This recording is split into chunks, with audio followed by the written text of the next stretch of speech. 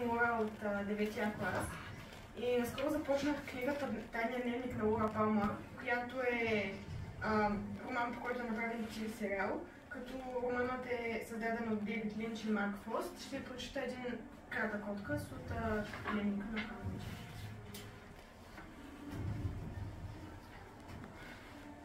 22 юли 1984 година. Скъпи дневнико, никога няма да ми повярваш какво се случи току-що. Слязох долу. Татко помоли двете ни с мама да се качим в колата и да не го питаме къде ни води. Разбира се, мама задаваше въпроси през цялото време. Не се подразних, защото се надявах, че татко ще се изпусне, но това не стана. Мълчах, за да не разваля изненадата. Когато спряхме пред конюшните Broken Circle, аз се досетих. Татко ми беше купил пони. Не, Нико, понито е толкова красиво. Не съм и мечтала за такова красиво конче. На цвят от светло червеникаво кафяво до тъмно кафяво. А очите му са огромни и хубави. Когато го видя, мама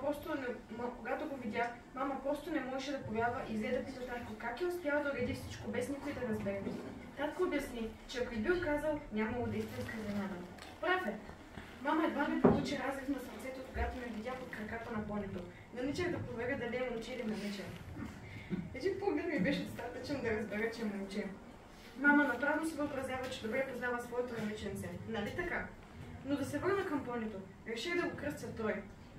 Като понито от фотоалбума на мисис Ларкин, Зипи, който работи в конюшната. Каза, че ще изпише името той с големи букви на табела и ще окръчи отпред. Та всеки да я вижда. Той е още много малък за яздене, но след 2 месеца ще мога да препускам с него из полето. Днес го разходих и му дадох моркови. Татко беше сложил моркови в багажника, както и бучка захар, която пък взех от Зипи. Но той му беше много приятно.